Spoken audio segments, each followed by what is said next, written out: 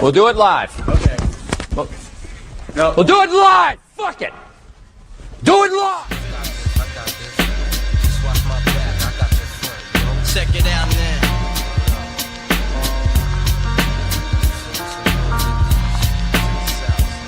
I got you stuck off the realness. We be the infamous, you heard of us. Official Queensbridge murderers. The mob comes equipped. Let's go. Welcome to Queens Baseball Live, episode 1, baby. Let's go. First of all, I want to thank everybody for last week. That was fire. No prep. Well, actually, a lot of prep, but no promotion. That's actually true. And we had, 500-600 souls watching our stream. It wasn't live on YouTube. It's live now. So as you can see, fuck it. We're doing it live right now on YouTube. So like and subscribe, please. It will help us. We're just trying to grow this community, grow this live. As you can see, we're going to continue to have the conversations you like on the spaces. We're going to continue to have them in live now. So I just want to start make sure that to remind you of that. Like, we appreciate y'all, and if you could like and subscribe, share it to your cousins, to your aunts, to everybody, to the group chat. That's what I did. So the support goes a long way. So I appreciate y'all. All right, so let's start. We got to talk about the opening day lineup.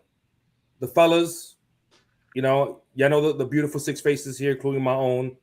You see Randy Talks, you see OV, you see my guy Top, my guy Jay Fern, Swift, and myself. And then again, the best producer in the world, Ricky. Producer Rick. Oh, Rick. Yo. Dímelo, That's my guy Rick. Yeah, What's good? baby. Yo. You're ready. I'm here on the ones and twos, man. If I mess anything up, just blame me, bro. You're ready. Love it. That won't happen. Don't worry. Love it. As y'all know, as y'all see, we have some more faces. We're gonna have some even more addition to the Queens baseball community and the family. Maybe we'll have 8 screens, or maybe one day we'll have 4 screens. But as you can see, it'll be a little bit different every week. But we're trying to be consistent every Thursday. You saw us a little bit past 8:30. Our bad, little technical difficulties as always. But we'll try to do this every Thursday for sure. We couldn't do the space today. It was just a lot going on.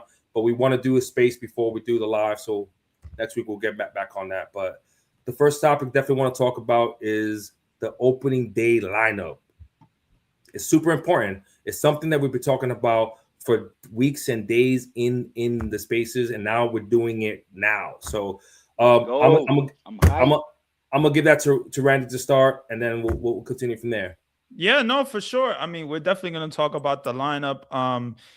This is the lineup that Queens Baseball, our group, that we kind of agreed on, and we got Lindor, we got Soto, we got Bo Bichette, we got Polanco as the cleanup, and I think 1 through 4, that's universally agreed on. You got Marcus Semien as the 5th hitter. You got Beatty as the 6th. This is probably going to be your opening day lineup against Paul Skeens. So this is going to be tough. But now we got Beatty as the 6th. We got 7 Vientos and Alvarez as the 8th, and Robert as the 9th. So definitely an exciting lineup. I think when it comes to this lineup, it could go either way. Like, this lineup could be so different because you have guys like a Beatty, like a Vientos, like an Alvarez that can all hit around that 5th and 6th, spot. I like this lineup though. For me personally, I like Lindor. I like Soto. I like Bo Bichette. I love having Bo Bichette behind Juan Soto because this is a guy that puts the ball in play every single time. He's just an awesome bat. So an awesome get for the New York Mets, and I'm very, very excited about Bo Bichette. And then you got Polanco. Now Polanco, he's a switch hitter, but he had a really, really good year in 2025. So, and you got Marcus Semien. I like Marcus Semien. I think Marcus Semien, he's had some rough years, but I think he still has the ability to put the ball in play. So, and then Beatty, that's going to be the interesting one. Left field. He's probably going to play left field. He's probably going to play in some type of role. Now, me personally, I would like to just have Vientos, in a spot like that, and probably like Vientos and Bench, because I want Bench to make the lineup.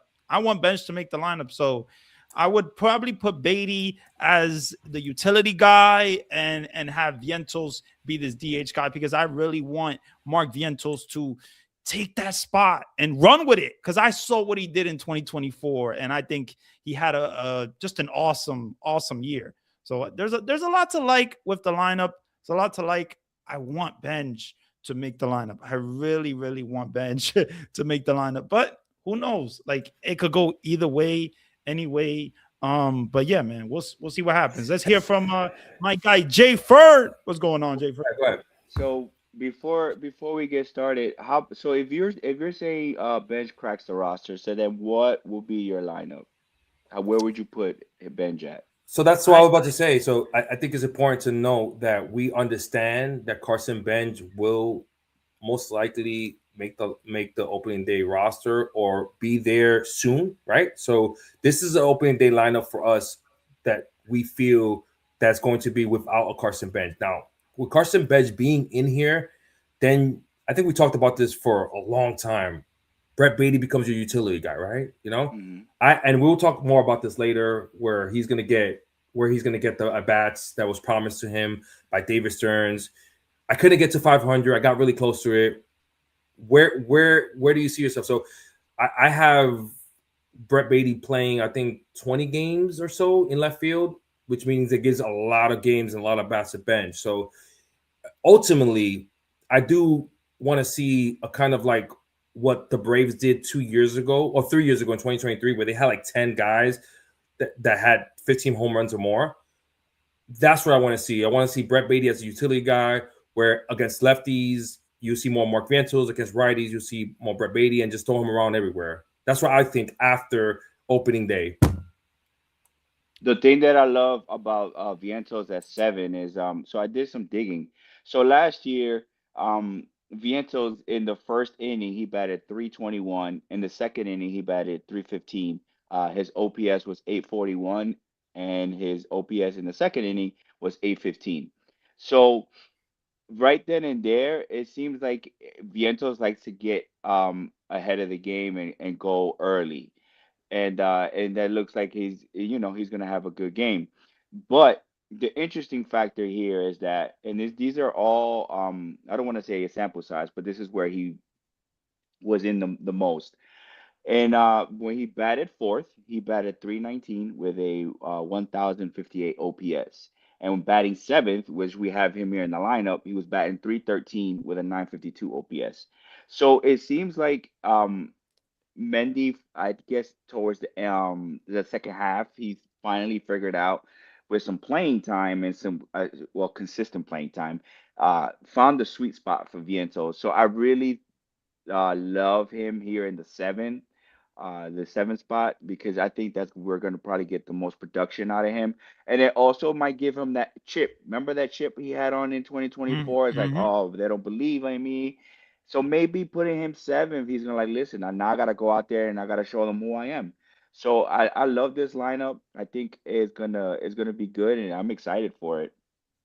Yeah, man. I'm a fan of it so far, and this is all assuming Beatty's gonna get a lot of ABs straight out of spring training. Beatty's gonna probably start on opening day. We're assuming, whether you are or not a fan of that, we'll see if he hoops or not in spring training. I don't hate it. I will say this: it would be one hell of a motherfucking debut for Carson Bench to face Paul Skeens in his first official MLB game. So if I'm gonna put him in the lineup, I'll take into account that boy should be batting close to the end, while runs are already being scored or runners are being already put on base for him. Make things a little easier for him. Maybe that's a little pressure, but maybe he needs it. I don't hate it. The wild card to me is always going to be Mark Vientos, bro. Is he 2024 or is he 2025? Which one is he?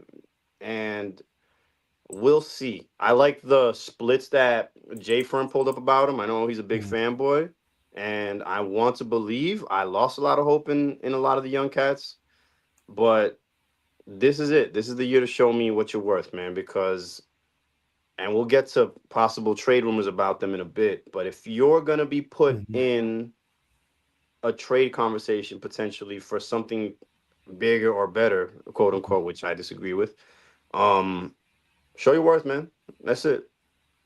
The OV, can I ask you a question real quick? Do Yo. you have more? I know you have a lack of faith in both these gentlemen, but do you have more Definitely. faith on Mark Vientos than you have Beatty, or the other way around?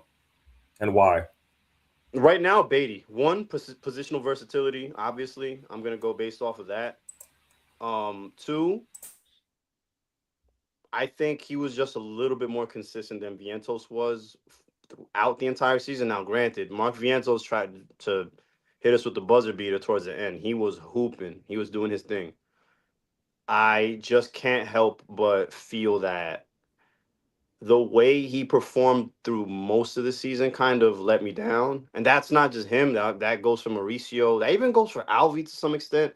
Granted, he was hurt, so I can't ding him too much on that. But long-winded way of saying slight edge to Beatty, and y'all know I'm not a motherfucking Brett Beatty fan. Yeah, I like that. I mean, I like the lineup. I just think that I would like to see Benj in it. To Jay Fern's questions last time, I think I would like to see Benj in that spot. I think that Stearns and the Mets, they really want Carson Benj to take that opportunity and run with it. I feel that way. So I would probably put Robert as the 9th hitter and Benj as the 8th hitter and go from there. That's what I would do. But very, very exciting. Let's get to my guy Top, bro. How you feeling, Top? Hey man, well, first and foremost, shout out to all our, everybody watching 95, man. We appreciate y'all time, man. Shout out to you guys, man. No, listen, I think this lineup is very it's deep, it's well constructed. I think from top to bottom, you gotta love what you see. Everybody has their own element in terms of what they're bringing from both sides of the baseball. I think for me, and I'm gonna go off the handle just a little bit. I think, in terms of wild card, I think the wild card for me would be Francisco Alvarez.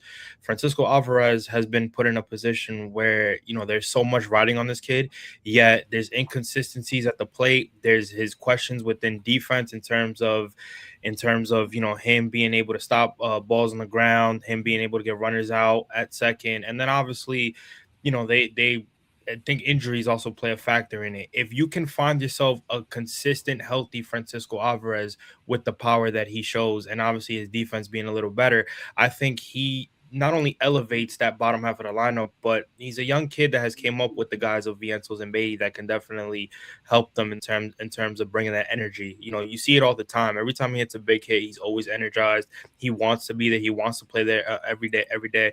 But you need to see consistency all around from him. And I think if you can find that, he's definitely going to be able to lengthen his lineup. So I think the wild card for me has to be Francisco Alvarez, because I've already seen what Mark Vientos can do when he's consistent, when he's hot. I think the fan base needs to believe in him more instead of just giving up on him right away. And it's the same thing with Brett Beatty. Brett Beatty showed me something where when he was playing consistent baseball, he was making contact. Again, I just think it's the fan base that give up on these guys too fast and want to pivot.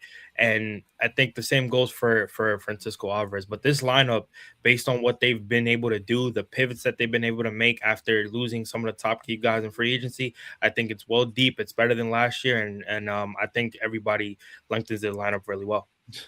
Take Vientos out of the lineup, brother. He ain't that guy. We all thought Fern has entered the chat. Jay Fern got some competition right here. He ain't the only one. I mean, yeah, let me see. We got a comment from Carlos here. You know what bothers me about this lineup? Having Alvi bat, 8th. I would rather have Vientos at higher and Alvi at 7th. I get that. I understand that. I personally feel that Alvi, he could be in that higher spot. He could be. So I definitely see what you're saying.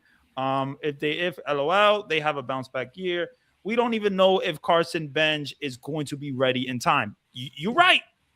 We don't know if he's going to be ready in time, but I think the hype is real. I think that there will be an opportunity for Carson Benj. Absolutely. That boy looks ready. We will see, man. Let me see. We got some other comments, guys. We got here.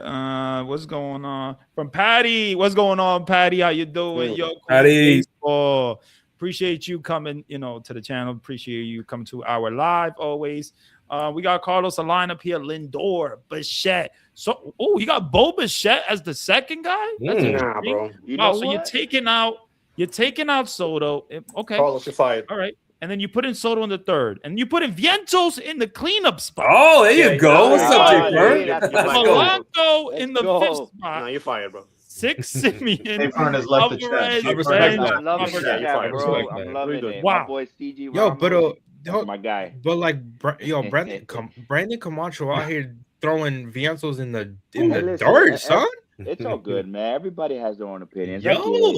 Hey, you know. Yo, I absolutely love it, man. Let's get to my guy. Everybody. And before Let's get to my guy Swift, bro. How you feeling Yo, about the lineup? You know what's funny when my guy Carlos Mendoza had a chance to talk about the lineup, he only talked about 3 guys, right? The first 3 guys. He said it's going to be Lindor, Soto, and Bichette. And I think when we were doing this little exercise before this, right? And for the record, y'all, we do prep. All right, we really do be meeting and prepping. Okay, this is not just some like run of the mill show. This is real professional. You see the we prep, but we don't get paid for it. So and the headphones, the equipment, it's official. But you know, we talked about it, and I think we were all universal about Polanco being 4, right? And I think the profile is real interesting, right? Because Bichette and Polanco are 2 guys that we consider they're looking to be line drive hitters, right? They're trying to be very efficient with their swings. They're not trying to hit home runs every single time. And it's interesting because Bichette, actually, when I looked up his stats, he sees on average less pitches per at bat than most hitters. So you talk about a guy that's hitting right behind Soto. My man is coming out swinging, okay, and he's going to see pitches to hit. So he's going to have the opportunity to actually produce on a real crazy level. And you think about, hey man, this is a guy that, remember, we talked about it last week when we were talking about some of these signings. We're going to have mercenaries. You know what I'm saying? We're going to have guys that are coming in and out of this team every year that are coming for the Soto effect, right? The hitting behind Lindor and Soto. That's going to be real healthy for their bank accounts when it comes a year. It got Pete 31 mil for 5 years, you know? Yep. No disrespect to what Pete has done in his career before Soto came, but it got him that long-term deal. So when we talk about like the guy hitting behind Soto and Lindor, that's really important. And we think about the profile of Bichette and Polanco. And then when I think the biggest question was who's going to be batting 5th.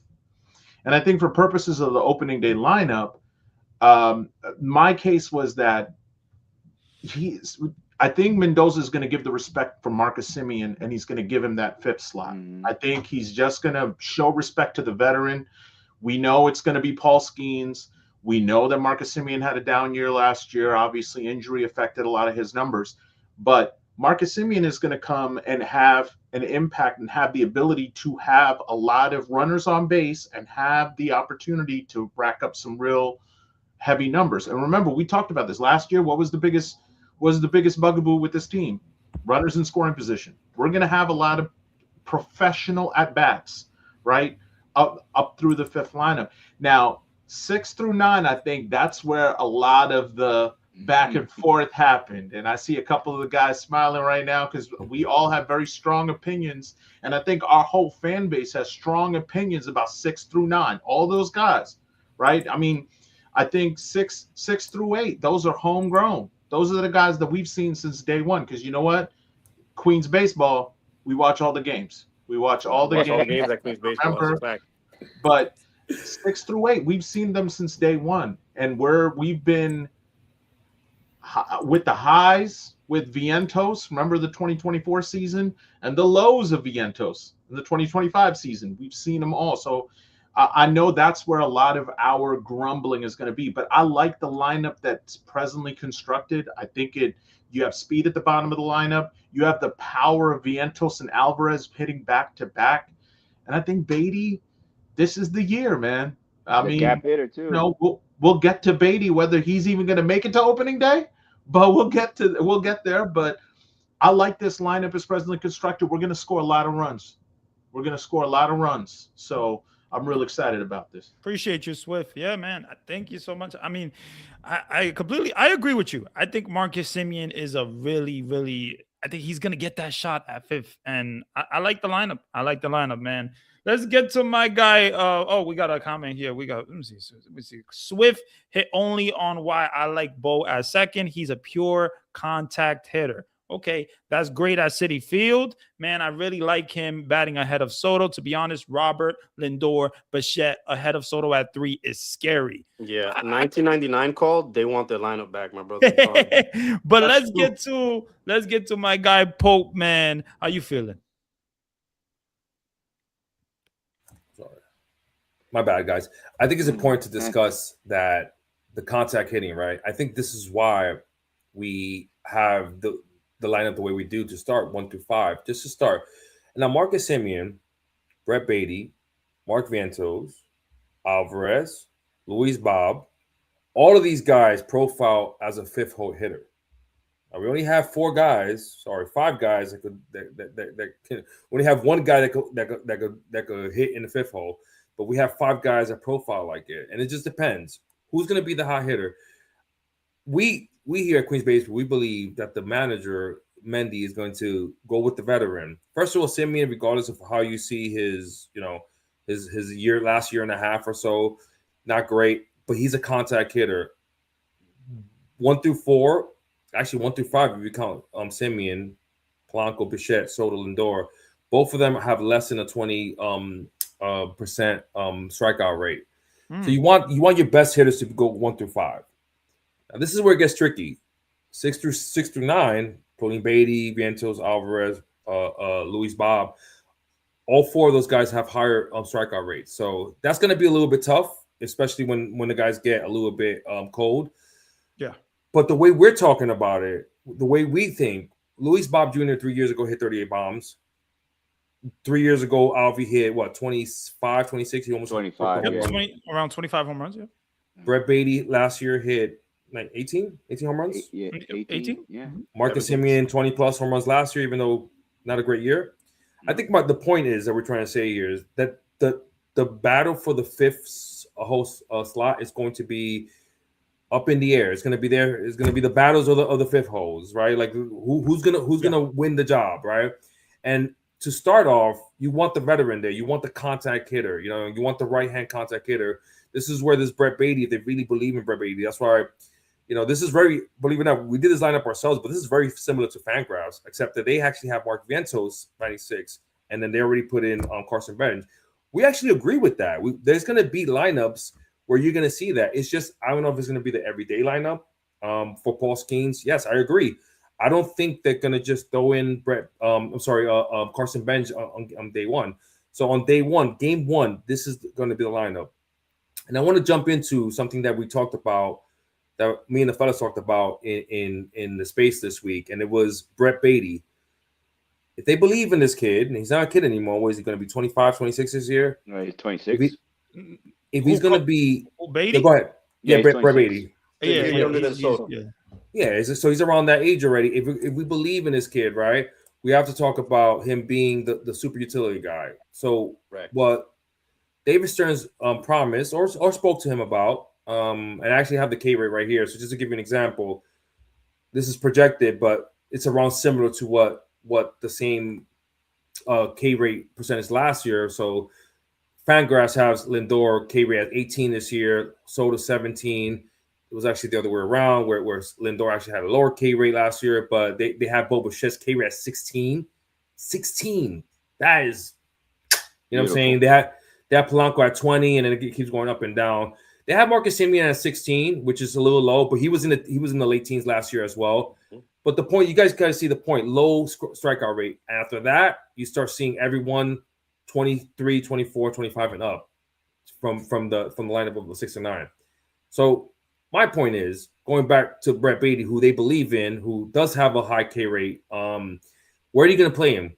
How is he going to get 500 bats? I couldn't come up with the actual 500 bats that I promised y'all on the space, but I did come up with 476, and there is a way to get to 500 bats. And I'll try to be quick with this. So I spoke about it in the space, but I kind of got more detail, did a little spreadsheet. as Swift said, we do our homework and we watch all the games here at Queens Baseball. So I'm going to start off with the position that he's probably going to play the most, and believe it or not, it's going to be left field. So that doesn't mean that he's going to take all the games away from the kid bench for Carson Bench, but I have him at 40. So 40 games to start at left field. And again, we're moving Brett Baty around, right? So I have him 27 games at third base, 21 games in first base. That might surprise some of y'all, but that's just what I believe. Second base, I have him at 20 games. To give you an example, you know, where do we have, if we have him on second, how many games is Marcus Semien? Well, Marcus Semien is an Iron Man. I understand that. He definitely is an Iron Man. But for the Mets, he just got here, bro. So you're going to play a solid 140 games. So that's where he comes with the 20 games for Brett Baty. I actually threw 2 games for Bo, just to give you an example, just so you guys could play with the example with me, pause. And first base, I have him for 21. And then third base 27, just to reiterate what I was saying before. And I do have him at DH for a couple of games. I have him for 28 games, which is the second most to Mark Vientos.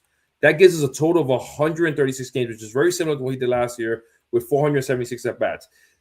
The way we did the math is if he's playing most of his games in a 6-hole, 7-hole, that's around 3.5 at bats per game. I did the math. If there's some blowouts, maybe you get him to the 500 at bats. But that's how we see Brett Baty playing 136 games, or that's how I see it. With Carson Bench, just to give you an example, that's an easy 120 games or 110 games in left field, 10 games, probably more in the center field, maybe even a couple of games in right. I do have Soto at 158 games in right field with 2 games with Luis Bob, and you know the other 2 games could be TT. But that's our point. That's how you see the vision with Brett Baty having basically a full-time, role here with the team. So that's what I have so far when it comes to that. So I you see a comment here by Tony. Credit to Tony. Appreciate you coming to the live, bro. Benj is winning left field. It all depends on if Stearns manipulates his time and brings him up in April on April 12th, so he has that extra year before Arb. That's very interesting. Yes, that's going to be the 4D chess that Stearns is going to play most likely. That's what I see happening, which is why I think maybe even if this motherfucker is Barry Bonds in Port St. Lucie, he might get a little, a little 2-week vacation and have to be on Hinge in Syracuse for a couple weeks, bro. So we might have to see that just until April 12th. Get that extra year of Arb. You know what I mean? I just don't like that. I get it. I would love an extra year of Benj, but I think if he's hitting well to start, why are we setting him down just to manipulate? Because bureaucracy is bureaucracy, and baseball has some screwy ass rules, and them shit still apply to the Mets. All right, because you could save $30 million. You know what I'm saying? I don't know. I mean, in 2019, they brought up Pete Alonso, and they took that risk, and he was inevitable. I'm sure this is also different. This is also he was also a little older too, and this is also different. Pobo, our demon is not here anymore. Granted. Stearns is quasi valid in these streets still, somewhat. I know Jerry's still out. I respect that, but you know what I mean. He got hood points back this offseason. Yeah. So we'll let him go. We'll let him go. There wasn't a guy that I think David Stearns talked more highly about and was more open about. Yo, man, young bull, go ahead and take the damn job. And he said it. He all but said yo, Carson Bench force me to make a decision that I will, with my mind, I know I can't make. That comment is exactly what, and I agree with Randy. I think we're all opposed to the whole 2-week, rent Syracuse, get that Airbnb, Poppy. Don't rent for 6 months. You know what I'm saying? Don't sign that lease. I mean, it's a pathway that he follows within.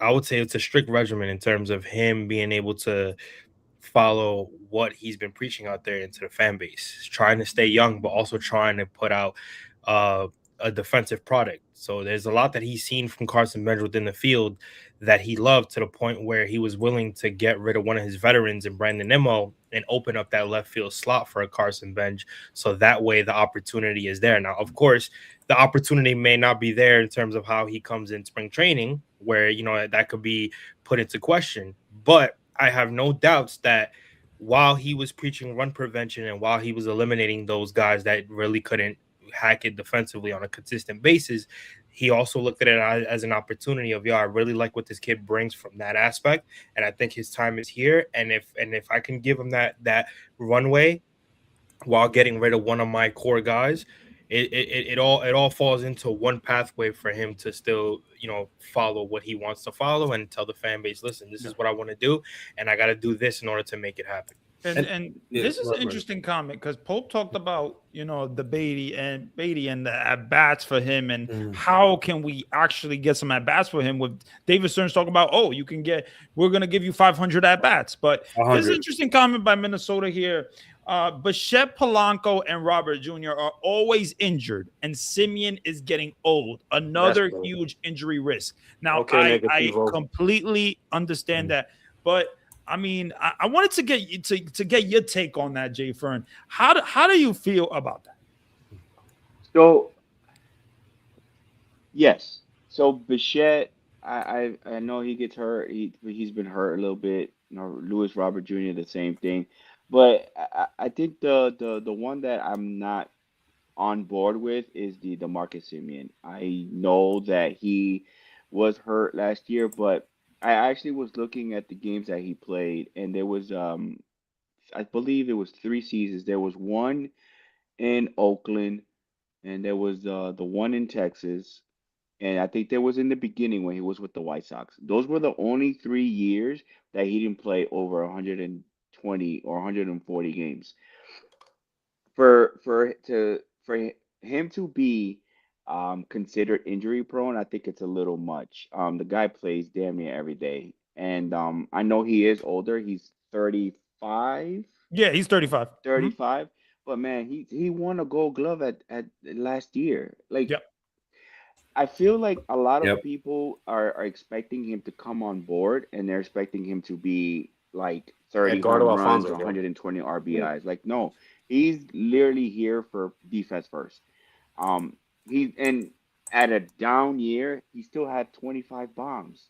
I get it, and I'm trust me, with Luis Rob Jr. and with Alvy, I'm already like, oh my goodness, bubble wrap these guys, sit them down, and let's get to opening day with them being healthy, because those are the ones that I feel like I'm more nervous about. Bo Bichette, he's gonna ball out. The guy he can opt out after year one, so he's gonna try to go out there and do his best so that he can opt out and get more money or whatever the case may be. If he doesn't, we're still gonna get a contact hitter.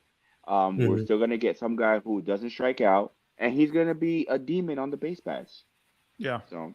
We're paying him $5 million to opt out, so he's definitely has that option for him. And I think it was a good idea by the Mets to make sure we land the player and take him away from the Philadelphia shit fucking team over there in Pennsylvania. So you know when Pope was talking about like doing the exercise for 500 at bats, I think when you talk about how Pobo went to Beatty immediately and he said, listen, I'm going to have 500 at-bats.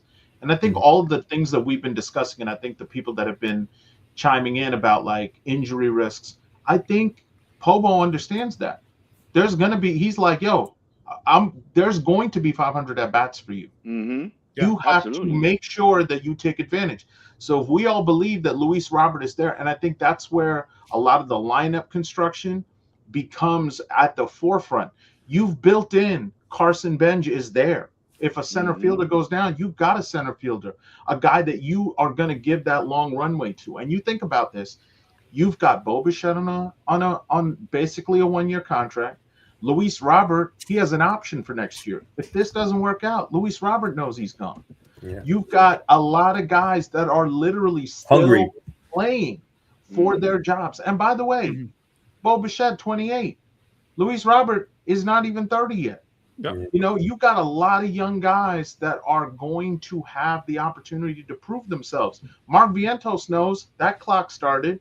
Brett Beatty knows that clock started, and we're going to get to that in a little bit.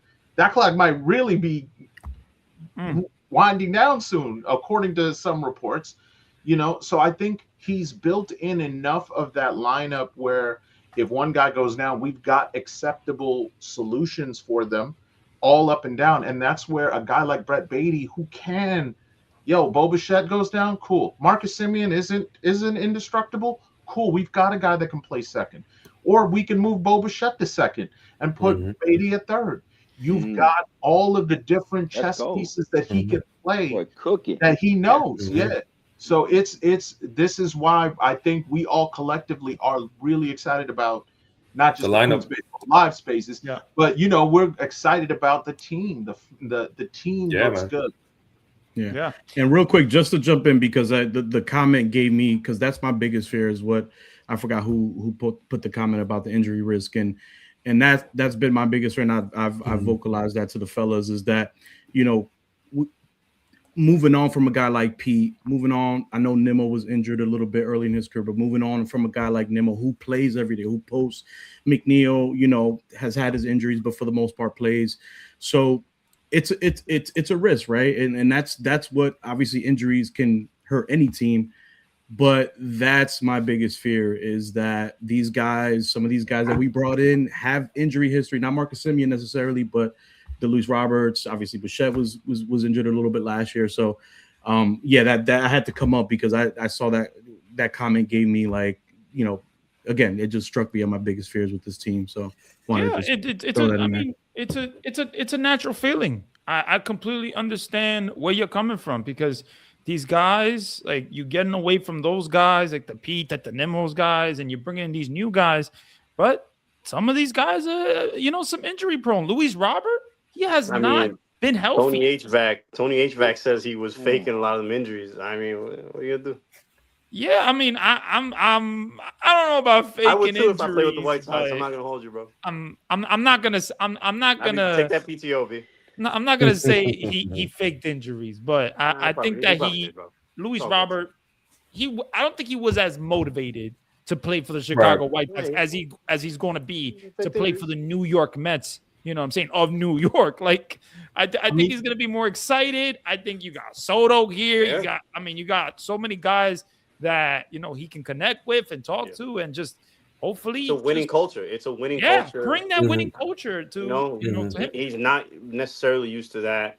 He's going to be motivated. There's an opt-in in the contract. You know what I mean? There's a lot riding on what doing well would do for him. And, and there's also pretty women here, bro. What the fuck? Like, come on. There you go. That a boy. He's got to be upset that there's bidets now in Chicago. Ooh, that part. Japanese toilets, bro. Yeah. And we're not saying winning culture that we won World Series, but man, there's been rough times in Chicago, man. And, come on, boy. And mind you, as a reminder, this is how baseball works. It's crazy. And I'm glad that Swift mentioned some of the things when it comes to the positions. But let's be real, like, for the last 3-4 years, let me be real, son. Let me be real. For the last 3-4 years, Luis Bob Jr. has been literally batting 1, 2, 3, or 4. He's been in the middle of the lineup. He's going to be our 8th, 9th guy right now. And that's kind of like what you want when you add a talent like that. And that's something to think about. We understand the injury risk. I'm not going to put Marcus Semien in there. That was a fluke injury, to Jay Friend's point. I have him listed as 140, and it's not because he's old. It's just because it's a different kind of atmosphere when you come to a new team. Don't get me wrong. If he's having an MVP caliber season, he'll probably play 150 plus, maybe 160. But I have him marked down for 140. And it's because the team's going to talk to him. He's like, we want to make sure that you stay healthy like you were before last year. You were crazy healthy. He was like an Iron Man. He played 158 to 162 games every year, just like Lindor, just like Pete. So we got that again. So there's not that much flexibility. So I'm mentioning that there's going to be some flexibility. And I even put Bo there for 2 games. I put Beatty there for 20 games. That's kind of like how I did my little math. Mm-hmm. But to Swift's point, you got Bo Bichette, who's going to learn third base. He's been playing a shortstop all his career. He could play some second base just like he did in the World Series. You got yourself Lindor, who's mostly going to be a shortstop. You could throw him a second, but he's mostly going to be a shortstop. I already have him for 160 games, so he's going to be the main shortstop. Brett Beatty, third, second, first, DH, left. That's flexibility. I have Luis Bob. I have him for 120 to 130 games at most in center field. That gives you 20, 30 games that you could put Carson Bench there, not including left field. So when we say this is the opening day lineup, this is not going to be the everyday lineup. It's going to change. We have to understand that because again, Brett Beatty is going to turn to your utility number 10 guy with getting Silva on your at bats. There is no way in hell that you're going to just have the same 7 or 8 guys every day, same 9 guys. You have to have flexibility. These guys get tired. These guys are already, most of these guys are already in spring training already. They're going to hopefully play deep into October, right? Because look at the Fangraphs. I mean, my God, they have a second, third with the best record, which is kind of crazy. It's scary when you see stuff like that. But you know what that tells you? This has the potential to be a really good team. Just got to show up, though. Just got to show up. They gotta show up, and I like the roster flexibility. I like what we have. I think we got to see how it gels. You know, we got a comment here by Brandon. Who on this lineup y'all think is gonna be under the microscope the most when the season starts? Ooh, I mean, under the microscope. Interesting. Why not everybody pick one? Start at the top. Start at the top. Lindor and Soto right there. 1A, 1B. It starts at the top because the team goes as they go, right? Okay. And it's an all new lineup. There's too many different factors after them to kind of focus on just one of them. You know what I'm saying? So, I mean, okay, Tony HVAC, good point on the pitching front. Senga, I can name a lot of. You can make that argument for a lot of the pitchers. I'm gonna go with that argument then. Let's take Tony's thing, Senga, because he looked like a star until my man Pistol Pete broke his leg. What the fuck he did to him? I'm just kidding. Until the first baseman who went to season 6 of The Wire in Baltimore that left us did his thing to Senga. You could make that argument. Senga looked real sharp that first half of the season until he got hurt, and then looked like Hideki Rabu after that. So you can make this argument that this is his last hurrah, right? So I'm gonna say that. On that question, I think it's Jorge Polanco, right? We just talked about the guy who left, the guy that everybody's going to focus on, the first error, the first time he doesn't scoop the baseball from a low throw from Lindor. It's going to be talked about in the Queens Baseball Spaces. Shout out, shameless promo. All right, the post-game spaces that the Pope is going to host, right? We're going to be talking about it. Randy's going to talk about it in his lives and with Bunk. You know what I'm saying? Like it's going to be discussed. And when we talk about Polanco, he's going to be batting in Pete's spot too, right? We had him slotted in right where Pete was hitting last year. There's going to be a lot of comparisons there. And it's going to be easy for people to immediately go after the guy that they brought in to replace a fan favorite. To me, that's the guy that I think a lot of the attention, a lot of the first couple of boos you're going to hear, probably if I had to put money on anybody on that roster, it's going to be Polanco, because Polanco's got to replace a guy that a lot of fans loved. And fair or not, that first error, he's going to personally, I and this might be from left field, but I think Bo Bichette and Luis Robert Jr. might be on that, only because when it came to the extent of how aggressive they were when it came to those two specifically, there wasn't really that much on how the Mets approached the signing of Polanco, right? They might have wanted him, but when it came to writers and it came to the insiders like a Salmon really going into depth about why why they wanted those two guys. I mean, you break it down, Luis Robert Jr. has been connected to the Mets since 2024, since I'll say the ending of 2023. So he's always been involved in conversations when it came to the Mets. Then they get their guy, right? They trade an infielder who some of us may have looked at it like, oh, he may not get consistent playing time, but he was put on a high pedestal. Then you look at a guy like Bo Bichette, who it was reported that they've been talking to him since the GM meetings. So they had situations where Bo Bichette was maybe part of their plans. So for those guys, especially Bo Bichette, for the money that they gave him and for what his replacement was based on them losing Kyle Tucker, I think those guys will be put under the microscope because of what they were projected to be when they signed them, the reason behind them, and the in-depth conversations that the Mets had with Bo Bichette, for example, prior to the whole situation of Pete and everything else with Kyle Tucker falling. They had conversations with Bo Bichette from the very beginning. So I think that plays a factor into what is he going to do, especially because Met fans are coming into the season basically knowing that he's going to opt out. So it's like, what production are you going to give us on a year where even if you don't play good, you're still probably going to opt out and not even be here? So I think that's important. I want to add to that, but I really think that Bo is an expectation more than a ceiling floor kind of guy. I expect Bo Bichette to be one of those guys, and I expect him to just be that contact hitter that he's been, that 300, that 280, 290 contact hitter that he has been. I actually expect a lot more than 18 home runs from him that he did last year. So definitely that's there. My guy for me is Luis Bob Jr. The combination between him and like what we can get from like the Mark Vientos and the Brett Baty, that's gonna really dictate how our lineup is gonna be. It's not about like just him having the year that he had in 2023. We don't need that. You give me 230, 240, 720, 725 OPS, but you steal 25 bags, 30 bags, and you give me 20 home runs at the bottom of the lineup to get some pressure out of Carson Bench, that's huge. And it's not even about his bat. It's also about the glove, too. Let's not forget, he's almost like very close to a Gold Glover. So that's, for me, my X factor. We're paying him the money. He's going to play for that extra year to opt in. He's probably going to he's going to probably be another vibes guy playing right next to Juan Soto, next to the kid, next to some Beatty, sometimes next to TT. But you know what I'm saying? He's going to definitely be a vibes guy for sure. He's going to be he's going to be hungry. So that's my guy for sure. I'm not sure if anybody wants to go before we go. I mean, real quick, can y'all hear me? Because I know Jay-Friend was. Yeah. Yeah. I hear you. Yep. All right, boom. So I wanted to go real quick. So for me, is my guy is Vientos. You can't put up a 2024 like you did and then have a spiraling 2025, and then in the offseason you hire Boris as your agent. Put up or shut up. That's all I gotta say on that.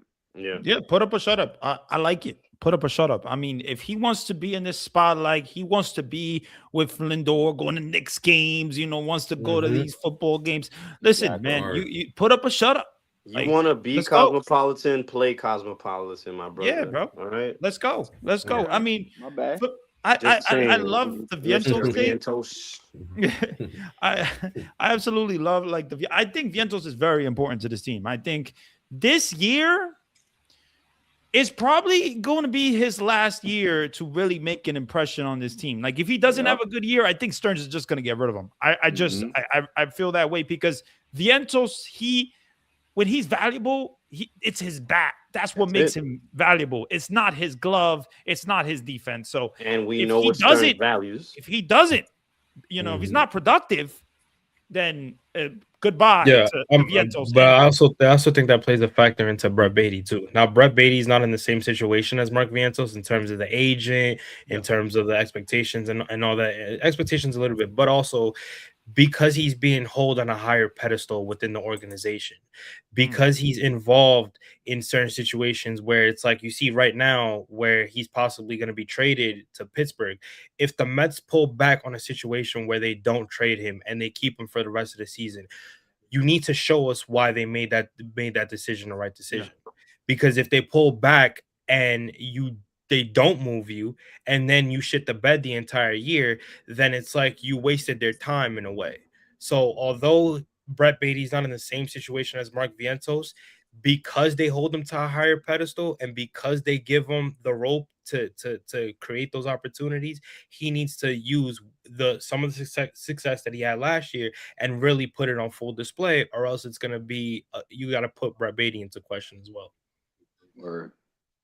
Yeah. Amen to that. So I want to give a quick shout out because I know Queens Baseball Live, we're trying to do it every live on Thursdays 8:30, but obviously we have other great content creators. Sometimes schedules get mixed up and we're doing other stuff too, and we're doing it at the same time. I want to give a shout out to Subway to Shea Anthony. I know he's doing a dope live right now too. Was it Salicata? He has Salicata. So shout out to you for having Sal on it. And again, guys, please like and subscribe. Send it to your group chats. They'll give it a good like. Hopefully they're baseball fans. Hopefully we make them laugh a little bit. Send it to your group chats, to your family members. Like and subscribe, please. We really appreciate that. Another shout out to Joe the Barber. I know he's doing a space too. So shout out to him. He always gives us a lot of love. So shout out to Joe the Barber. So I know it's we have thousands and thousands of Met fans on Twitter, tens of thousands of Met fans. So there's enough love for everyone. So you guys wanted to go?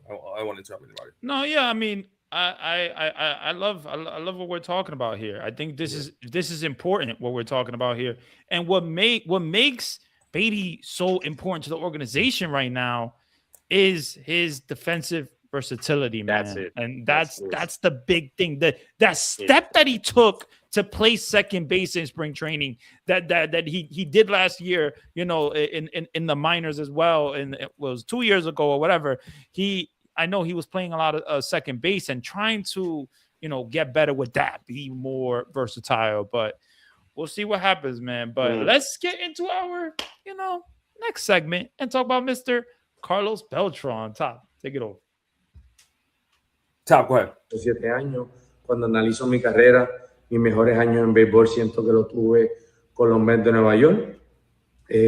También pienso que una de las cosas importantes que ahora mismo atesoro mucho es la relación que tengo con los dueños de los Mets de Nueva York, con Steve, con Alex. Cuando analizo el proceso, pues me doy cuenta que mi identidad más grande en el béisbol está con los Mets de Nueva York. Quiero también aprovechar, ¿verdad?, esta oportunidad porque sé que a través de los años jugué con otras organizaciones. Comienzo Kansas City Royals, los Houston Astros, San Francisco, jugué en San Luis, jugué con los Yankees y jugué con los Rangers. Y no hay duda que todas esas organizaciones fueron parte de mi proceso, me ayudaron a continuar en mi carrera y a poder yo terminar siendo el pelotero que fui. Así que gracias a todas esas organizaciones por influenciarme de una manera positiva. Pero ahora cuando llegue el induction, esta es la gorra que voy a estar usando. Así que New York Mets, me siento orgulloso de casi 6 décadas de béisbol, ser el tercer jugador del Salón de la Fama que estará entrando al Hall of Fame con la gorra de los Mets de Nueva York. Así que quería compartir esto con ustedes porque son cosas que muchas veces la gente dice, ¿por qué tomó esa decisión? Pues aquí les cuento por qué tomé esta decisión. Love it. That's my dog right there. That was awesome. So Carlos Beltran, I mean, yeah, a lot of y'all know this. He's one of my favorite players of all time. Like when we signed him, I was super duper excited. I couldn't even believe that we got him. He was the best player of the playoffs that year in 2024, and the fact that we got him in 2025 and it gave us a little bit of run in 2026, it was amazing. Carlos Beltran, like really, really, really is something that means a lot, especially to the younger Met fans, the older Met fans. Shout out to you, Flip. I see you, Keloke. He had a dope translation. Really dope video on that. So shout out to you, Flip. Definitely have you here as a guest for sure. Real soon, my brother. But like Carlos Beltran, like the way I see it is the change of the narrative for us. He was for us, and I know he wasn't like not gonna have the career that Juan Soto has, but he was basically the best free agent out there, and we landed him. And he landed the Mets, and he just changed the culture for us. He changed the fact that we could believe in a team again.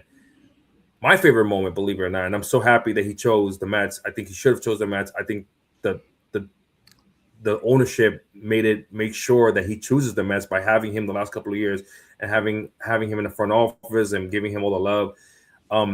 My favorite moment to Billy is not just the great postseason they had in 2026.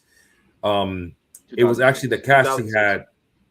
Sorry, 2006. The cash that he had earlier that year, where he climbed fucking the hill in Astros. And I forgot what it was called. What was the Astros Stadium called? I don't know if you guys remember. That was Minute Maid Park. Minute Maid Park, right?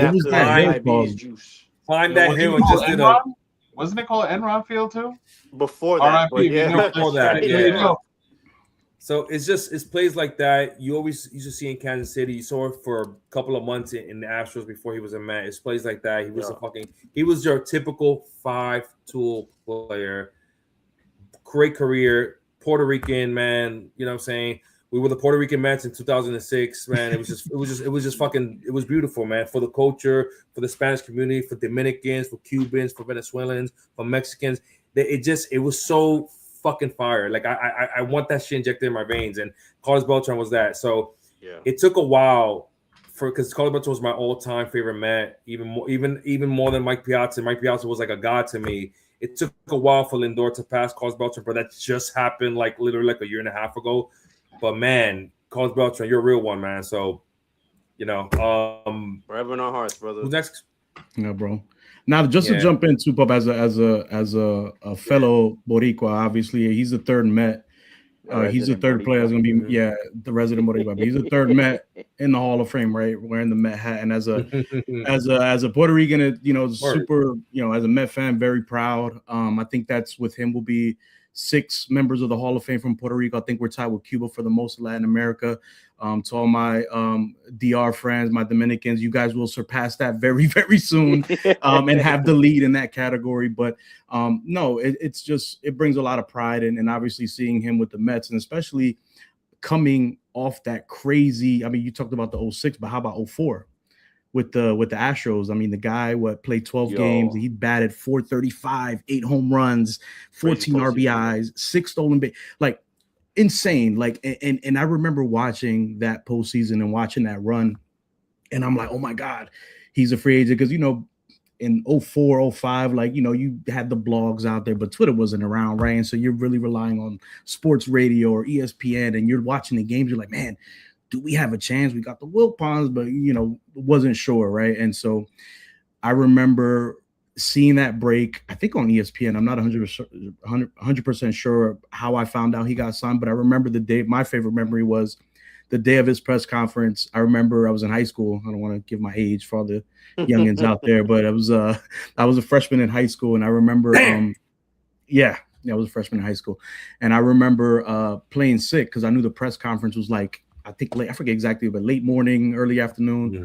And I went to the nurse's office and said I didn't feel good, and I went home and watched the press conference. So but shout out to him. And I know we're gonna touch on the WBC stuff later if we have time, but obviously with all the stuff that's going on with Puerto Rico and with baseball not being what it used to be, he's kind of one of the last pillars of that era that's a great ball player. So Lindor will be next, I think.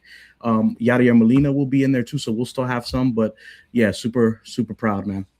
Speaking of 06 with Molina, huh? Yo, Beltran, when I was in high school for the 06 season and I was playing ball, I modeled my swing after him. I had a Cuban coach that told me, stop being Manny, try to be Beltran, because I used to one-hand it. My follow-through, as soon as he changed that one adjustment, told me to watch Beltran swing. That changed my whole trajectory in high school and how I played ball, man. And just the 05 season to the 06 season, just what a difference that was, bro. Like, seeing him be this almost mirror image of what Juan Soto kind of was, like that quiet kind of work ethic, works harder than everybody in the dugout, works harder than everybody in the locker room type of player. All business. He knows he's the shit. Yeah. 06, you bring in that guy that could take away all that attention from him and let him just play in Carlos Delgado, who I fucking love. He was like, that was Unk in the dugout, and he made sure shit was on point, and Beltran just played ball. You see it in the dugout. I watch sometimes on my little spare time, I'll watch some of those 06 old school games and all that shit. But you see the dynamic. I mean, now as a 30-something, I see. What 30? What was? Say that again. I see these dudes. They're like younger than us and whatnot in the dugout, and you know that dynamic must have been crazy in there. So to see Beltran just post up, shut up, perform, and also be loose. I remember that merengue night in 06. Beltran's out there with Delgado and Andy Chavez and Reyes and Pedro dancing and getting loose. These motherfuckers were also just icons for the culture, icons on and off the field. And yo, Beltran, I can't wait for that number 15 retirement, bro. Thanks for that catch. That shit was on my birthday, B. Yo, no, B, I was gonna say, bro, you know we getting old when we start checking out the players' moms. I'm like, oh damn, that's your mom starting to look like our age and shit. That's how we know we get old, bro. Real talk, man. No, but this holds a special one in my heart, not only because he chose the Mets to go into the Hall of Fame, but my very first Met jersey as a 4-year-old was a Carlos Beltran jersey. I got to meet Carlos Beltran. Speaking of merengue night, I got to meet Carlos Beltran at merengue night as a little 6-year-old. And, you know, really didn't say much because, you know, when you're starstruck, you kind of really just can't say nothing. But, you know, just watching him, you know, it was bigger than life. But to just watch him, you know, I was watching Met games during the 06, 07, you know, with my grandfather, who's a diehard Met fan, and just hitting those home runs, man, they were historical. Just watching him put on a Met jersey, what he was able to do for the for not only, you know, the organization, but for Puerto Rico. He has a baseball academy in Puerto Rico, and when I went to Puerto Rico to play a tournament out there, they gave us a tour, and you know, people talk about, you know, his stats, people talk about what he means to the game of baseball, what he's been able to change for the country of Puerto Rico in terms of that. I mean, that academy is giving these kids a way out. That academy is giving these kids an opportunity to play a sport that, you know, they grew up on. He's allowing that to have that possibility of, you know, scouts going in there. You know, he has scouts every year that go there to look at these kids that are under his academy. He's creating an opportunity. He's creating a branch for these young players that want to, you know, chase a dream. So there's so much that he does off the field that I don't really think gets talked about enough because his accomplishments on the field are so big.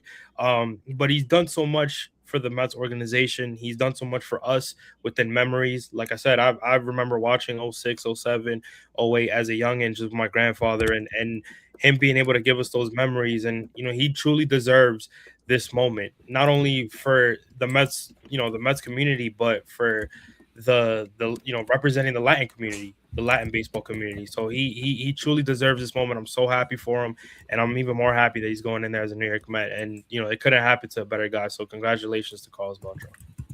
So I saw a note real quick. I'm gonna just take this real quick. All right. So let's do it. We're not blind to 2006. We all know the crazy curveball by a fucking Hall of Famer, the nastiest pitch you're ever gonna see in your fucking life.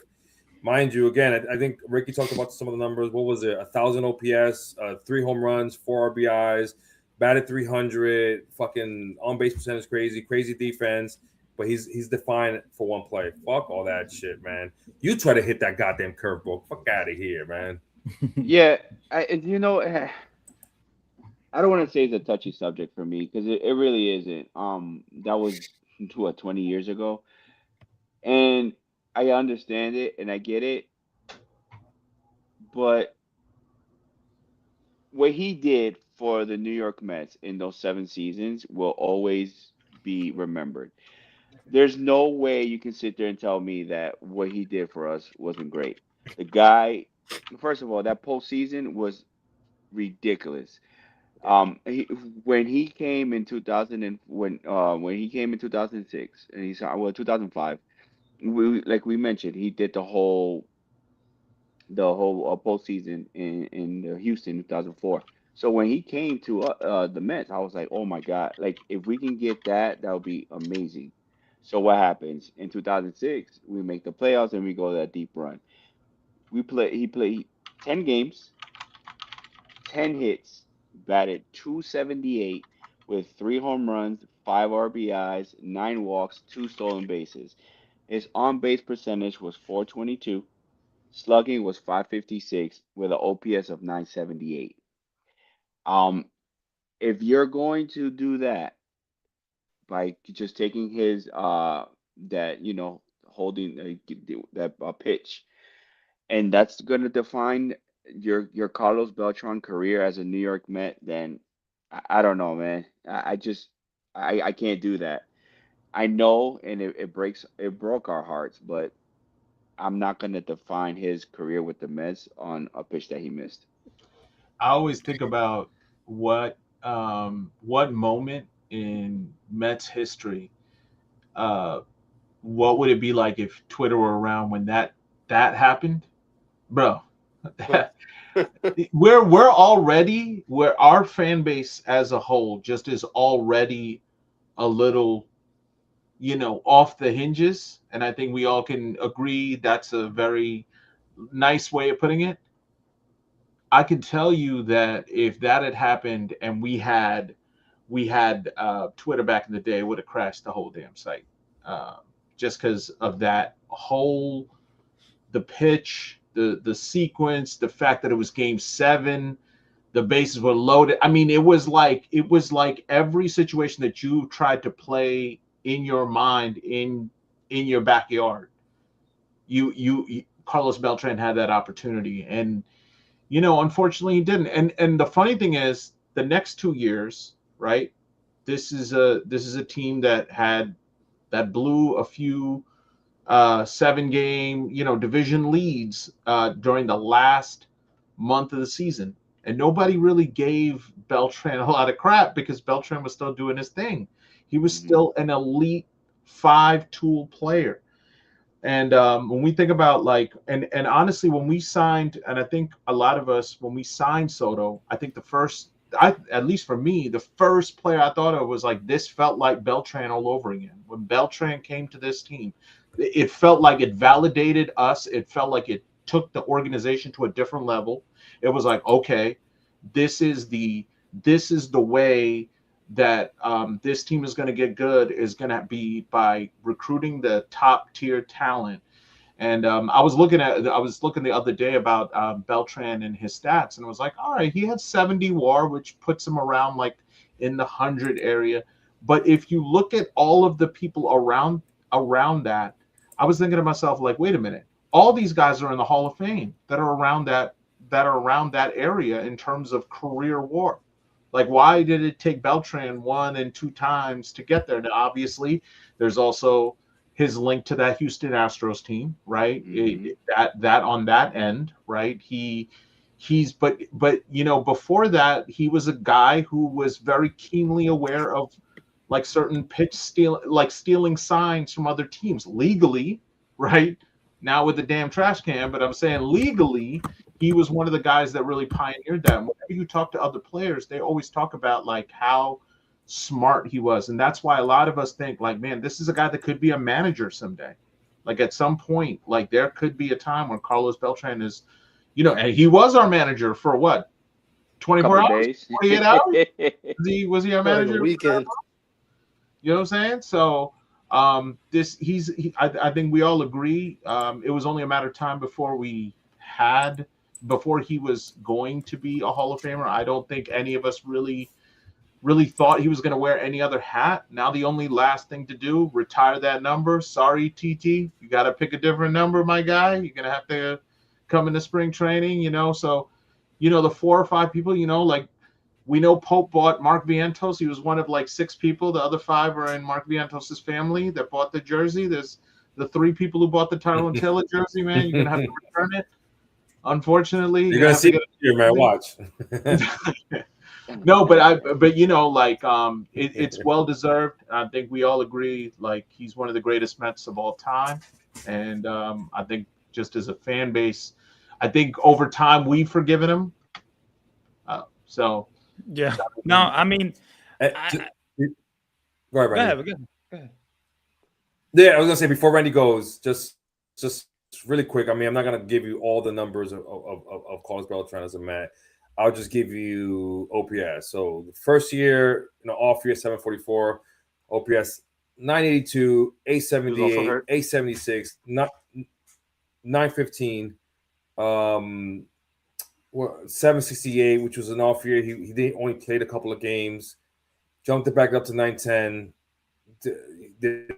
Was hurt that year as well. 904. I mean, we're getting like before he was traded to San Francisco for obviously Zach Wheeler. Obviously, we should have kept him, but we had a couple of great years with Zach Wheeler. So Beltran he was the gift that kept on coming. So great man. So sorry, Randy, go ahead. No, absolutely an awesome man. I don't think that that one pitch just destroys his whole legacy as a Met. Like, I think honestly, Carlos Beltran was an awesome Met. I mean, I loved watching Carlos Beltran as a kid. I really did. Like, his defense was elite. He was just the multiple home runs he had in the playoffs. I think Carlos Beltran is so awesome to see, him in the Hall of Fame, and as a Met, not as this Kansas City Royal, not as any other team, no, as a New York Met. And I kind of wish this guy, was kind of our manager. I don't know. I feel like Carlos Beltran has like a connection with this team. So I kind of when there was talks about him being the manager, I wanted him like really bad to be the manager because I want to see how that would have been. But as a player, this guy day in, day out would kill it. I mean, absolutely kill it. And watching him with Carlos Delgado, yep. I mean, that was just awesome. Awesome to see as a kid. Yeah, son. Awesome to see as a kid. Son. So, let me see here. A comment. We got people forget Beltran was a switch hitter. One of the best switch hitters. Who batted elite from both sides of the plate. Yeah, he was a Puerto Rican Mickey Mantle, bro. I still wanted him to be our manager. Yeah, I see what you're saying, bro. And Carlos agreed with you, Pope. Absolutely agree. Yeah. I wish Mets fans thought like you do, man. Because we're just gonna let that one strike kill him. Like, we're gonna let that one pitch just destroy his whole legacy. I'm just not with that, bro. If you're still holding on to that, bro, you got some growing up to do, bro. Yeah, because and try to swing at that shit yourself. Yeah. You're talking about like the man who was not throwing the fucking crazy ass curveball wasn't a fucking Hall of Famer, and like they didn't win the World Series. Like, come on, man. Come on, what are you doing? And absolutely Hall of Famer. I mean, Puerto Rican, Hall of Famer is so awesome. He's Puerto Rican Mickey Mantle, bro. Yeah, man. I mean, I was watching when he got that call. I was like, yo, that was so cool. Like, he should have been in the Hall of Fame. But the whole thing happened with the scandal and with the Astros, and that's why it took a little longer. Nobody cares. Nobody. I understand, I hope he becomes our manager. So the cheating and the sign, the garbage can, whatever. Yeah, look, you trash cans the queen, son. Come on. I don't think that's gonna take away from his being a Hall of Famer. There's a better question though. Staying on the Beltran topic, do you guys think that his number should be retired with all the accolades he's done, not only as a Met, but overall? 100%. Well, as a Met, do you guys think the Mets should retire? Even if he didn't get the Hall of Fame, if they did him dirty, I still think he should have gotten his number retired in Citi Field in the rafters. Yeah, 100%. TT just get a new number, bro.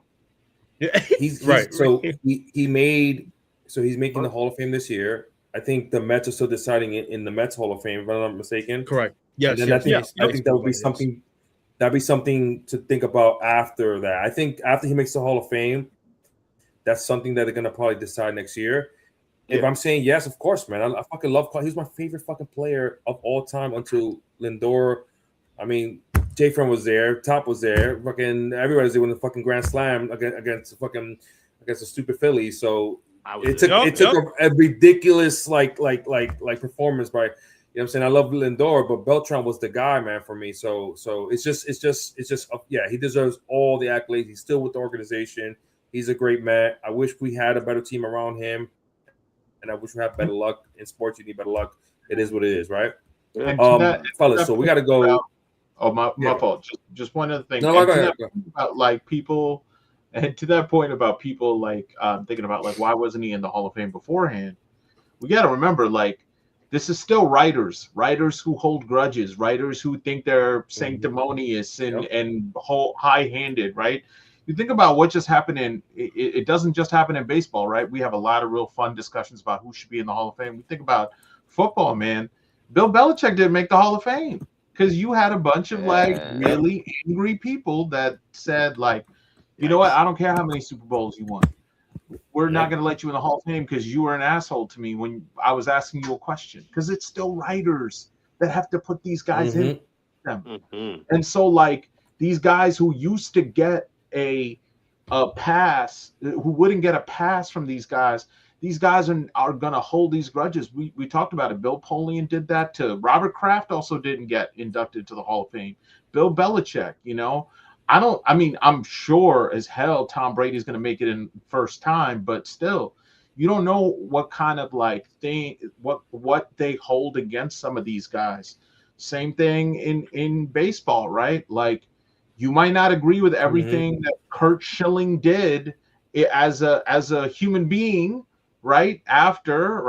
But on the baseball field, right? If you look at just his career stats, does he deserve to belong in the Hall of Fame? Hall of Fame discussions are always fun, but some of that whole crap like gets taken out by some of the writers who hold these grudges, man. Speaking of personal grudges, man, we're gonna transition to this next topic, and that's Framber motherfucking Valdez, y'all.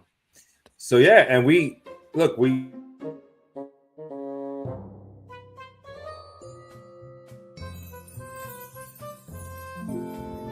Is this the infamous pitch? I want to make sure you guys understand what we're watching here. So we want to look at the pitch mix here. So you're gonna see like boom right there. Did you see that? 93 miles an hour, right down the middle. Boom. That's worth 38 million. Look at his face. Look at the face. Look at the face. Confused, and boom. Yo, man, the look back too. Ooh. But look at the catcher. Look at the catcher looking at him. Look at the catcher. Look at the catcher. What are you gonna do? He almost had it. So this is worth $38 million. 115. We're trolling, obviously. So we were going to give you some pitch mixes. We talked about Framber Valdez being hopefully a future Met. That didn't happen. So we had a different kind of video for you before, but now we just want to troll. Framber Valdez is worth every cent of the $38 million. The only reason, again, that Framber Valdez was delayed because he had a qualifying offer. He had a second half that wasn't so great. There's a couple of other pitchers that are out there as well. He's worth every fucking penny. And it wasn't because he did that stupid shit down the middle. By the way, yeah, it looks pretty bad. But at the same time, you're a fucking catcher. Catch the fucking ball. So Framber Valdez signed for $115 million. The Detroit Tigers. So nobody cares about what's that guy's name again? Whatever. I'll send you $2. Cesar Salazar. Caesar salad. Nobody cares. Nobody cares. Bro, we here at Queens Baseball are big advocates for signing Framber. If you pass the luxury tax, you might as well go crazy at some point for the right talent, of course. I've been saying, Pope said it on the space the other day, bring us Framber, bring us the Caesar salad, and every Friday, fireworks night. Imagine. Framber Valdez with fireworks going on behind him. Just fucking Caesar salad getting rocked every pitch after pitch after pitch. Ovi, just imagine Saturday nights, Citi Field, lights off, fireworks, right? You take Framber, you sign the fucking catcher, right? And you just turn off the lights while he's throwing another 93 mile an hour. Pitch, you saw the movement in that ball, though? Like, that was like right there. Yeah. I'm with it. I was with guys. it. Now he can do it in Detroit, bro. And big up Framber for getting his bread, bro. I don't want to hear the bullshit about he hit his catcher. Fuck up. Well, speaking of obviously bread, Detroit Tigers felt that didn't matter. Yeah, and shout out to Tariq Schoolball getting his money. Yes. Oh, yes. Payday. Tariq Schoolball. I mean, payday. Something to talk about, right? I mean, look, right, guys. So everyone assumed, right, that right away Framber signed with the Tigers. you know, Met fans, I don't blame you guys. Jumped on, hey man, that means he's getting. I actually thought the opposite. I honestly thought that that's a winning move. I think Framber's a winning player. He proved it in 2022. He had one really bad game and one really great game in the World Series. So the point is, he's a World Series champion. He's now, you know, matched up with the best pitcher in baseball. The 1A, the 1B, whatever you want to call it. I think he's the best pitcher in baseball. I don't think there's anybody better. Skeens is right there. Young Buck, he's probably gonna take that mantle maybe this year, the next year. But right now, I still think is Skubal. And now you have a Framber Valdez, a top 10, top 12 pitcher in baseball. Together, two lefties. It's gonna be interesting in Detroit. So I'm not really gonna be the one speaking about Skubal until maybe next year. I don't think he's gonna get traded. I think they're gonna have a solid team. Let's see what the offense do, but they're in it to win it. So there's a reason the opt-out is after the second year and not after this year with Framber. You know what I'm saying? They're fully expecting Fam to.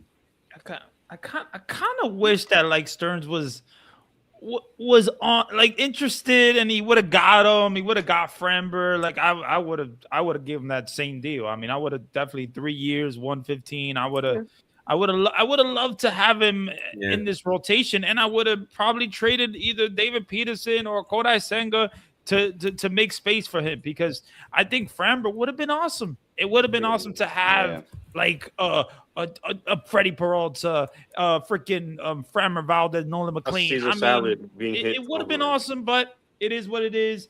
You know, I think this gives opportunity definitely for the younger kids like a Jonah Tong, like a Christian Scott, who's coming back from injury, and he's going to be interesting. So, I you know, and the Skubal thing, I think let's wait, bro. Like let's wait. Let's wait until next year, and hopefully the Mets go after him.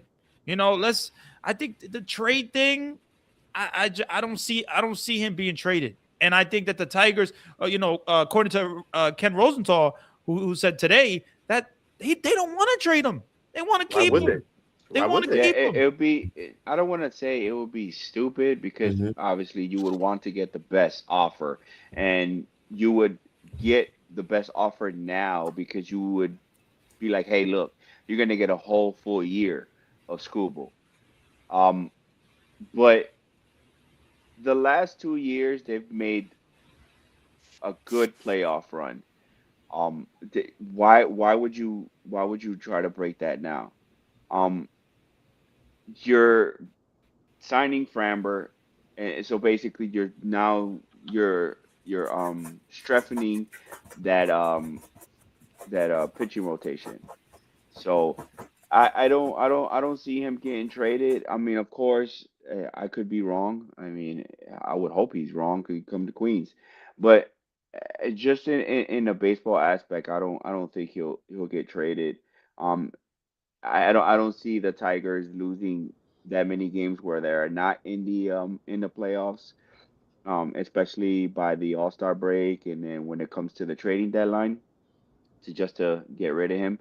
But next year, I agree with Randy. Next year, in the off season, hopefully we are in the discussions, and let's next year. And I get it. There's no guarantee that you're gonna get him. I understand that, but man, the Mets, they're interested. They're interested in Skubal. I've seen reports that they would be interested, but it is what it is. I think waiting is probably the right thing to do. Yeah. That division is also that's a crappy division, by the way.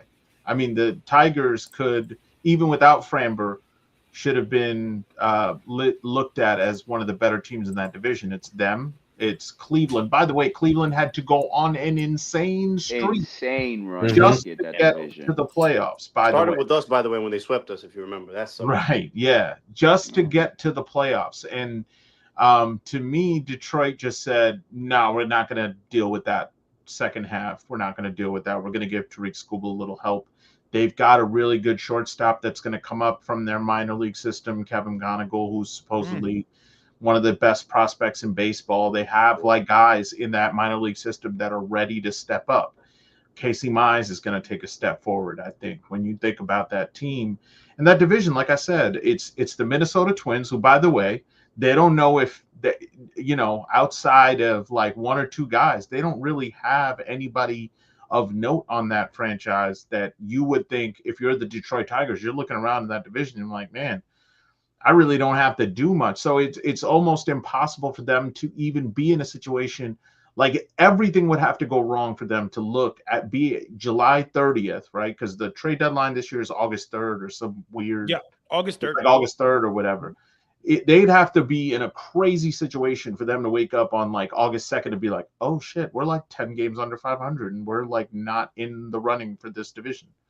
Again, I think it was kind of like wishful thinking for a lot of us for that 5 seconds before shout out to our guy Will Salmon came in with hey, the Tigers are looking to compete. They're not selling Tariq Skubal, and everybody was like, I bet we're not getting it. So it's understandable. Like he's the best pitcher in baseball. And so it's like any fan base is going to think, look, there's going to be 25 teams that are going to be interested in Skubal after the year, but there's going to be 5, maybe 6 teams that can afford him, both New York teams. I don't know if the Red Sox want to go, actually be a big market team again and start getting the big players like Skubal. Toronto's going to be involved. The Mets are going to be involved, obviously part of the boat. The Dodgers for sure, and then there's always those little like San Francisco's of the world that come out of nowhere type shit. So all those teams are going to be involved. We're going to see where he wants to be. Not our problem right now. We got Freddie Peralta. We got 5 other guys that we're going to ride with right now. And if there's going to be another pitcher that we needed, it won't be a Tyrese Skubal. Trust me, it'll be someone else. If that's it. Or everybody bring up a kid. That's going to be the team. That's going to be the pitching lineup. Hey, go ahead, Swift. Jack Wenninger.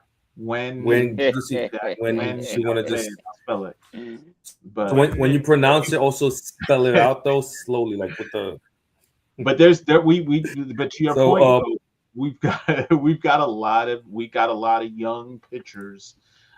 We just saw some of the recent lists come out. Will Watson was a guy that probably a lot of people don't know about. That suddenly made it onto the Baseball Prospectus list. We've got Jack Wenninger, another guy that's been on those lists, right? We've got a lot of pitchers that are going to suddenly start becoming more homegrown names. And don't forget about Jonah Tong, even though he's probably not going to be on the major league roster when opening day comes. He's going to be on that train very soon. My guy, don't buy that 12-month lease, okay? Like rent. All right. Yeah. Don't get that Airbnb, rent for a few months, but you're going to be there till June. But so we've got a lot of pitching, and I think that's the kind of outlook that the Pobo is looking at when he looks at the roster. He's thinking to himself, he's got a lot of ways that he can go. And again, the Mets have enough pitching where they can pull off some of these trades without really giving up anybody of note. So. A lot of good things. That's a good point. Like all those pitchers that you have mentioned are probably could be really good. Hopefully they become impactful in 2026, but they're also trade bait. So it's the Mets have a lot of choices when it comes to that. I'm sorry guys, Tyrese Skubal would not be one of them. At least not into he's a free agent, and hopefully we throw him a big ass bag and he comes here and we're gonna be shaking ass for Tyrese Skubal. But that ain't gonna be to the end of this year. We'll see you in December, Tariq, at the GM meetings, baby. Right. So, yeah. I wanted to mention something real quick, notable. I know we don't have too much time. We're getting almost to the 90-minute. I appreciate everyone again. Please retweet. Please like. Please follow. We appreciate y'all. Like, again, you guys, we can't do this show without y'all, man. I want you to understand that we can't do this without y'all. And we're going to try to be as consistent as possible. We're going to do this every Thursday. Next week, we're going to give us a little more time to do a space before the live like we did last week. It's going to be a little bit different variation every week. But I want to say something real quick. We didn't get to a couple of quick things. There was a big rumor out there with either Brett Beatty or Mark Vientos. I'll try to read the tweet for you. Do you guys have that posted? Okay, you do have it posted. So, all right, you see it there. Sources say that the Mets, the Pirates are interested in either Mark Vientos or Brett Beatty, that the asking price is high. So what does that mean? We just talked about 500 bats for Brett Beatty, and he's talked about in a trade. We talked about 450 to 475 bats for Brett Beatty, and he's talked about in a trade. What does that mean? It definitely ain't Paul Skeens, so don't be thinking about Paul Skeens. We're not unrealistic Met fans. Is it Bubba though? Is it one of those like young pitchers that we can add maybe a top 10 guy that will make sense? I don't have the calculator in front of me, OV, so I don't know. Jared Jones, what is it? Jared Jones, it could be. Just remember that the Pirates cannot afford bats. We can give them a bat that has 4 years of control. Maybe we'll get a pitcher. Maybe they'll take one of our pitchers as a swap. We're not sure what the trade is, but that same writer today said he expects Mark Vientos to be in the Pirates starting lineup. What the hell does that mean? He's in our starting lineup. Didn't you see Queens Baseball did that? We put him in opening day. How he's going to go? Hold on. First of all, how is he going to be playing for both teams? That's what I'm saying. Because, like the Pirates are coming to Citi Field, right? You see him there, right? He's right there. It's Mark Vientos. How is he going to be batting 4 for the cleanup for the Pirates and 7 for us? I don't know. Is it going to be a trade? I have no idea. We haven't heard anything yet, but the dude is credible. He has 120,000 followers. He's a Pirates beat writer. That's what he believes. He had a report yesterday. I have no idea. Is it one of those young pitchers? Is it one of the young pitchers and we're trying to grab a bullpen piece and then we give him a top 5, top 10 guy? I don't know. I don't know about the top 5, but let's say top 10. Is it Peterson involved in this trade? Not sure. I mean, we do have a lot of pitchers now. So what do you guys think before we wrap it up? So I think Vientos can go on both teams. I mean, he's the DA, so he'll bat for us and he could bat for them. Mhm. I mean, it works, right? I think it's cap, bro. Sorry. I ain't buying By it. the way, His whole shit is nonsense. they just signed Jose Urquidy, if you remember. Yeah. Who pitched for the Astros for a couple of years. Would that be pitching depth? I don't know. Wrong former Astro. What's that? It's the wrong former Astro that they Hey, signed. that's their Framber. Leave them That's alone. their Framber. I'm calling cap on the whole Timo shit Framber. with Beatty and them. Yeah, you don't believe it? Nah, I think they're trying to drive up like the trade value on him via the open market. All right. Well, we'll see. I mean, it was interesting when we think we finalized our 26-man roster. I think we'll do probably 26-man roster next week, but we have everybody that we believe are going to be in the 26-man roster. Is Ronnie there? Not sure. We'll give you a little. I know it's Randy's guy. Give you a little preview for next week's show. That's definitely something to discuss. I think Ronnie's going to be in AAA, but we'll see. Is he going to make the 26-man roster? Is Mark Vientos going to make the 26-man roster? And apparently he's going to be batting for 2 teams in opening day. It's going to be the craziest shit. Maybe put some mustache on. I have no idea how this is going to work. But apparently that beat writer said that he feels that. So go ahead, Swift. He might be at Citi Field, but he might not be wearing a Met uniform.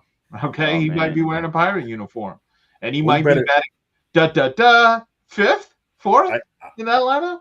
I tweeted today, like, hey, David Stearns let Pete Alonso walk, traded Nimmo, traded McNeil, and made Mark Vientos and Beatty available, but you have to pay a price. That's some gangster shit, man. You gotta love it. So, any last words, guys, before we go? No, I just thank you guys for listening to us for an hour and 32 minutes. Yeah. Shout out to the 315. Man, we appreciate y'all. That's awesome. Make sure you guys like, share, subscribe. And as always, we always tell you guys, yo, let's go Mets, man. But like Roop said, without y'all, this wouldn't be possible. We do this for y'all. We to enjoy the conversation and just keep things rolling. So we do appreciate the love and support. We really do. We really do appreciate the love and support. We're trying to do this every Thursday for you guys at 8:30 consistently, bringing on a Mets best show that we possibly can. I think this was an awesome episode, and you can follow, me. My channel is Randy Talks Mets. You can follow Top Bunk Sports on YouTube. You can follow the Pope on Twitter. He does the Queens Baseball Spaces, and yeah, He's put in so much work, and that's why we're doing this here. You can follow Swift as well. All the tags are right there. Swift as well. Ciao, fellas. Patty. Bye, Patty. Really appreciate you, Patty. Bye.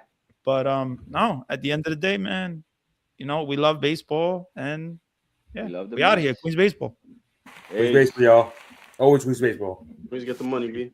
Oh, what I really think is that we haven't even seen the David Stearns team yet. We haven't even seen the David Stearns vision yet.